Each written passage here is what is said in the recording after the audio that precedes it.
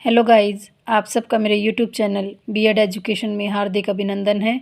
आप सबको मेरा प्यार भरा नमस्कार। आज का हमारा टॉपिक है दर्शन की परिभाषा एवं अर्थ, definition and meaning of philosophy. कि दर्शन कि हमें दर्शन शब्द के अर्थ को वास्तव में गहराई से भरपूर है ये दर्शन शब्द, क्योंकि इसका प्रयोग है वो अनेक अर्थों में किया जाता है। दर्शन शब्द के अर्थ को समझने के लिए उसके शाब्दिक, उसके व्यापक और उसके विशिष्ट अर्थ को समझना जरूरी है, और उसके पश्चात विद्वानों के कुछ विचार हैं उनको भी समझना आवश्यक है, जिसके द्वारा हम दर्शन शब्द की परिभाषा, उसके अर्थ के महत्व को समझ सकते हैं। यानी दर्शन जो शब्द है ये भारतीय शब्द है, जिसका पाश्चात्य पर्यायवाची शब्द फिलॉसफी कहा जाता है। शब्द व्युत्पत्ति की दृष्टि से दर्शन शब्द संस्कृत भाषा की दृश्य धातु, जिसका सामान्य अर्थ है देखना, के कारण अर्थ में लुट प्रत्यय अन लगाकर बना है। इसका अर्थ है जिसके द्वारा देखा जाए। दर्शते अनेन इति दर्शनम। देखने से अर्थ आँख द्वारा देख लेने से लेते हैं, किंतु यह देखना स्थूल नेत्रों से भी हो सकता है और सूक्ष्म नेत्रों से भी हो सकता है। सूक्ष्म नेत्र इसे दिव्य चक्षु भी कहा गया है, और सूक्ष्म नेत्रों से आध्यात्मिक ज्ञान की प्राप्ति होती है। इस प्रकार दर्शन शब्द का प्रयोग स्थूल और सूक्ष्म, भौतिक और आध्यात्मिक दोनों अर्थों में किया जा सकता है। यानी दर्शन का संबंध ज्ञान से है और दर्शन ज्ञान को व्यक्त करता है। दर्शन शब्द अंग्रेजी की शब्द फिलॉसफी का शाब्दिक अर्थ है। फिलॉसफी दो ग्रीक शब्द की उत्पत्ति है, वो ग्रीक भाषा के दो शब्दों से बना है, फिलोस और सोफिया से। फिलोस का अर्थ है प्रेम या अनुराग, और सोफिया का अर्थ है विद्या या ज्ञान। कि इस प्रकार जो फिलॉसफी शब्द का अर्थ हुआ वो ज्ञान के प्रति अनुराग, लव ऑफ विजडम। कि फिलॉसफी शब्द की उत्पत्ति के आधार पर ज्ञान की खोज करने और उसके वास्तविक स्वरूप को समझने की कला को दर्शन कहते हैं। प्रसिद्ध दार्शनिक प्लेटो ने दर्शन को इस प्रकार परिभाषित किया है। उन्होंने कहा है कि वास्तव में दार्शनिक वही कहा जा सकता है जिसकी हर प्रकार के ज्ञान के प्रति रुचि हो, और जो सीखने के लिए उत्सुक रहे, तथा जो ज्ञान से कभी संतुष्ट ना हो। कि he who has a taste for every sort of knowledge and who is curious to learn and is never satisfied may be justly termed as a philosopher। कि दार्शनिक वही है जो हर प्रकार का ज्ञान प्राप्त करने के लिए सदैव उत्सुक रहे, हमेशा उत्सुक रहे, परंतु उसकी ज्ञान पिपासा कभी शांत ना हो। कि वो कुछ और नया सीखने के लिए, यानी एक ज्ञान प्राप्त करने के पश्चात वह और ज्ञान प्राप्त करना चाहता है और सदा ज्ञान की खोज में लगा रहे। प्लेटो के शब्दों में वह आंशिक ज्ञान का प्रेमी ही नहीं, समूचे ज्ञान का प्रेमी होता है। कि he is lover not a part of wisdom but of the whole. दर्शन का विशिष्ट अर्थ। विशिष्ट अर्थ उस अमूर्त चिंतन से है।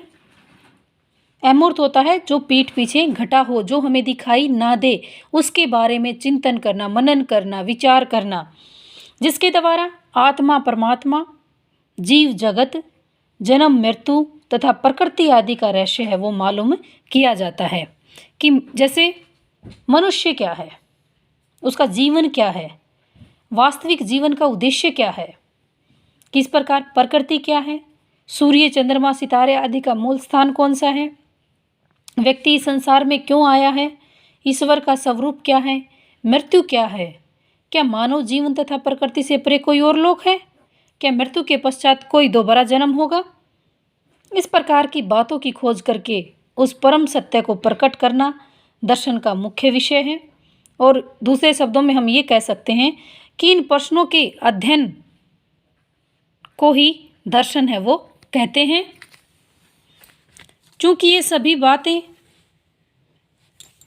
गूढ़ हैं, इसलिए इनके विषय में चिंतन तथा मनन करना, सत्य के वास्तविक स्वरूप को समझना, साधारण अथवा सामान्य बुद्धि वाले व्यक्तियों की क्षमता से परे की बात है। यह कार्य महान व्यक्तियों का है, यानी महान विद्वानों का है, दार्शनिकों का है।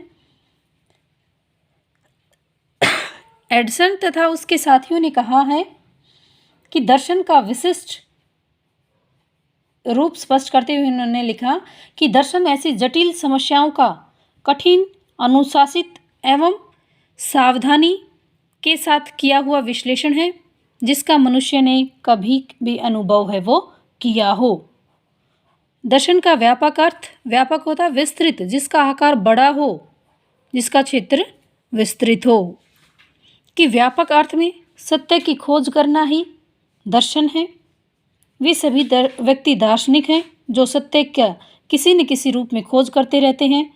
और यदि ध्यान से देखा जाए तो पता चलेगा कि प्रत्येक व्यक्ति की जीवन की इस यात्रा में, यानी जन्म से लेकर मृत्यु तक, वो हर पल, हर क्षण, हर दिन कुछ न कुछ नया अनुभव उसके जीवन में होते रहते हैं।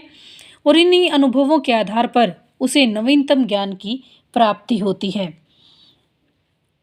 यही नहीं, उसे हर समय ये जानने की इच्छा बनी रहती है कि अच्छे व बुरे, उचित तथा अनुचित, सच्चे तथा झूठे, न्याय अथवा अन्याय, सुंदर व क्रूप में क्या अंतर है। जैसे जैसे किसी व्यक्ति को नए नए अनुभव होते जाते हैं, वैसे वैसे उसके मस्तिष्क में क्या, क्यों, कैसे, कब आदि प्रश्न उठते रहते हैं। फलस्वरूप वह सत्य की खोज करने के लिए अपनी सभी सामाजिक शक्तियों को जुटा देता है। इस प्रकार हम देखते हैं कि प्रत्येक व्यक्ति किसी न किसी सत्य की खोज में लगा रहता है। यानी प्रत्येक व्यक्ति किसी न किसी चीज़ के बारे में, उसके जीवन से संबंधित या अन्य किसी पक्ष पर वो हर पल, हर क्षण है वो सोचता रहता है, समस्याओं का समाधान है वो खोजता रहता है।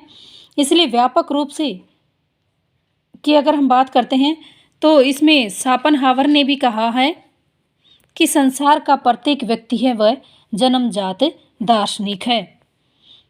Every man is a born metaphysician. यानी प्रत्येक व्यक्ति संसार का वो व्यक्ति जन्मजात दार्शनिक है। अतः दूसरे शब्दों में हम ये कह सकते हैं कि समस्याओं का चिंतन ही दर्शन है। जो शाश्वत समस्याओं का चिंतन करता है, यानी जो इन समस्याओं पर चिंतन करता है, वे दार्शनिक हैं। इस प्रकार दर्शन का संबंध मानव जीवन में चिंतन,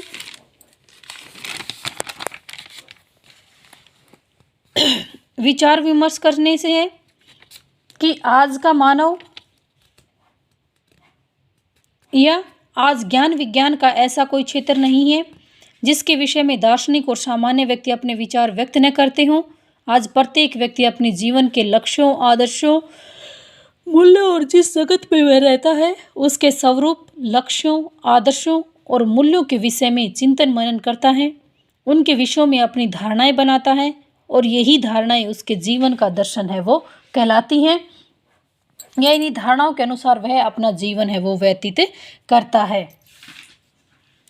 दर्शन को कुछ विद्वानों ने, शिक्षाविदों ने परिभाषित किया है अपने अपने मत के अनुसार।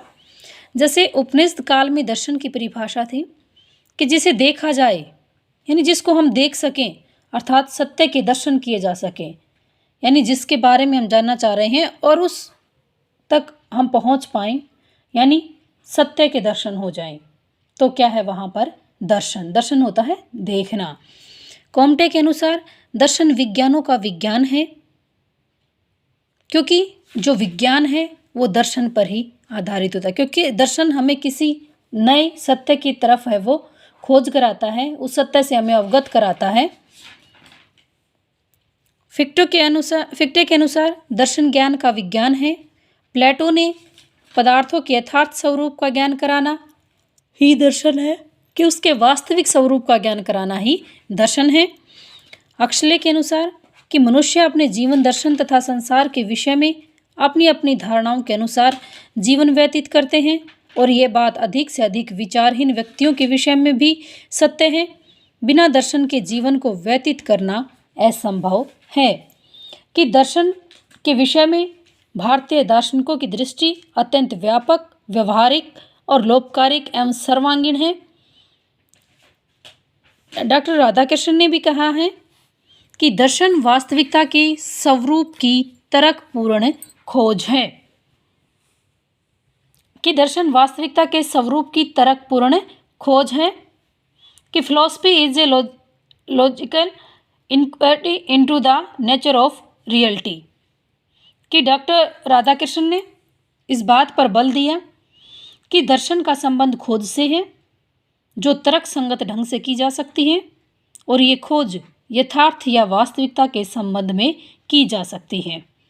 यथार्थ तथा वास्तविकता से डॉक्टर राधाकृष्णन का अभिप्राय था कि जीवन और जगत के संबंध में उठने वाले विभिन्न प्रश्नों तथा उनके सत्य उत्तरों की खोज से, जिसके आधार पर व्यक्ति अपने लिए आजीवन मूल्यों का निर्धारण करता है, उसके अनुसार अपने जीवन को जीता है।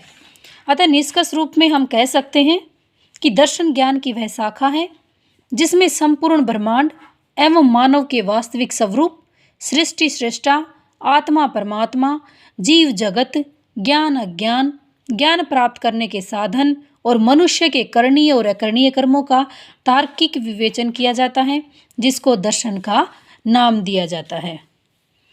Thank you guys. प्लीज़ मेरे चैनल को लाइक करना, शेयर करना व सब्सक्राइब करना, अच्छे अच्छे कमेंट करना। एक बार मैं फिर से दिखा देती हूँ कि ताकि आप इसको आसानी से पढ़ सकें, समझ सकें।